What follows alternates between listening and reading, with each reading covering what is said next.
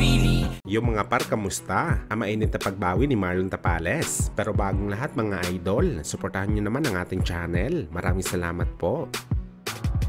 So matapos nga po mga idol magpakita ng matinding ensayo ang Japanese monster na Uya Inoue para sa preparasyon nito kontra sa ating pambato na si Marlon Tapales sa undisputed fight nila sa December 26 na gaganapin sa Japan, kung saan mga idol nagmalatoro itong si Inoue at pinakita ang malahalimaw na lakas nito na siya ang arsenal nito para wasakin si Tapales sa kanilang bakbakan. Bagamat wala pa nga po mga idol isang araw ang nakalipas, nagpapiyaw kaagad pabalik si Marlon Tapales sa Hapones, kung saan dito na nga mga idol pinakita ni Tapales kung paano niya pinabagsak ang kalaban nito sa sparring, kung saan napag-alaman natin mga idol na isang Olympian pala ang nakasparring ni Tapales. Hindi nga lang mga idol pinakita kung anong estilo ang ginawa ni Tapales, kung bakit napabagsak niya ang kanyang sparring mate sa lona, na tila hindi naman makapaniwala ang Olympian na gumapang ito sa ring. Napailing na lang talaga ito sa nangyari. Well, kung ano man ang galawan na ginawa ni Tapales mga idol, rason kung bakit nandali nito ang kanyang sparring mate, talagang pamatay ito na galawan mga idol, at malamang itong gagamitin ni Marlon para masilat nito si Inoue sa bakbakan nila. Bagamat marami kaagad ang nag-react sa sparring footage ni Tapales at mukhang binabaliwala pa rin nila ito mga idol, at sinabing wala daw ito silbi kapag nasa aktual na laban na si Tapales kay Inoue. Kumbaga mga idol, hindi niya ito magagawa sa bakbakan nila dahil brutal daw siya papatulogin sa early rounds ng Japanese monster. May mga fans pa nga na nagsasabi mga idol na round 1 lang daw talagang itatagal ni Tapales sa bakbakan, dahil kung sakaling maramdaman daw nito mga idol ang lakas ni Inoue, mawawalan daw ito ng kumpiyansa sa kanyang sarili na makipag-engage na sa Hapones, na siya naman daw magbibigay ng malaking kumpiyansa kay Inoue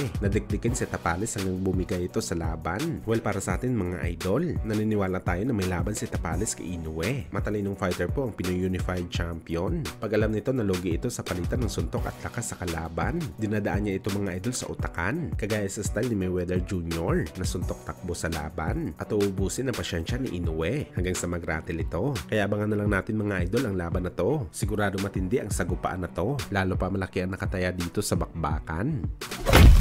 Sa kabilang banda naman mga idol, matapos nga po kinilala ang ating pambansang kamao Manny Pacquiao bilang number 1 pound for pound boxer ng Yardbarker sa loob ng nakalipas na 30 years, kung saan mga idol noongusan pa ni Pacman ang current pound for pound boxer ng The Ring Magazine na si Terence Crawford na nasa number 16 spot lamang, at ang Mexican undisputed champion na si Canelo Alvarez na nasa number 17 spot. Maraming mga boxing fans mga idol ang nagtataka na hindi kabilang ang pangalan ni Inoue sa top 25 best fighter, kahit kabilang ito sa top 3 best fighter sa buong mundo, at may record dito mga idol na talagang pwede mo sabihin na highest level sa sports ng suntukan, dahil 4 division world champion na si Inoue at naging undisputed na rin siya sa bantamweight, kung saan masakit ito mga idol para kay Inoue dahil nagmisto ng baliwala lang lahat ang kanyang nagawa na record. At ayon pa nga sa mga boxing experts mga idol, hindi daw nakasama si Inoue sa listahan dahil 2 fighter pa lamang ang may pangalan na tinalo niya sa kanyang resume. Ito nga si Fulton at Donaire, kaya hindi daw nakapagtataka mga idol na hindi kasama si Inoue sa listahan.